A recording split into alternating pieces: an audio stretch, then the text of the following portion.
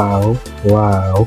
Mũtangathi wa Kameme Kayũ ka Mũingĩ Mũthoni wa Kĩrumba ũrĩa ũkũrehagĩra show ya kĩroko ĩtagwo Canjamũka me hamwe na Chef Gathemba. Oho nowe Sweet wa Karaiko Master Waithaka wa Jane. Rĩu kaĩ nĩakũngũithĩtie na akũngũĩrwo bũrũri mũgima wa Kenya we ũmũthĩ tũciumĩrire atĩ Mũthoni wa Kĩrumba nĩ ũmwe wa atumia arĩa maiguĩte mũno bũrũri-inĩ ũyũ wa Kenya.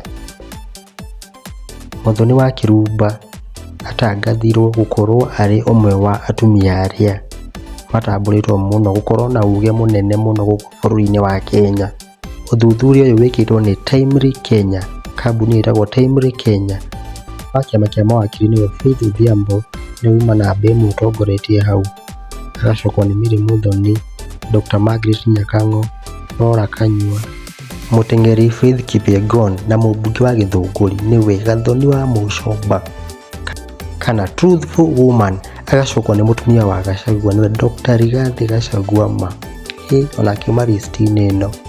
Martha Karua onake nĩakoretwo akĩgwetwo list-inĩ ĩno, na hau nĩ wakĩona Mũthoni witũ wa Kĩrumba. Rĩrĩa wa Kĩrumba kana Mrs. Karaiko anyitire ndũmĩrĩri ĩno ateng'erire mũtambo-inĩ wake wa Facebook na akorwo akĩandĩka Glory be to God, akorwo agĩcokeria Ngai ngatho mũno, twamũhoera mawega mũno, akorwo agĩtangathwo nĩ wĩra ũrĩa wake mwega arutaga. Niĩ ndigĩte gwa Nyandarua Ngai, ndakũhoya subscribe.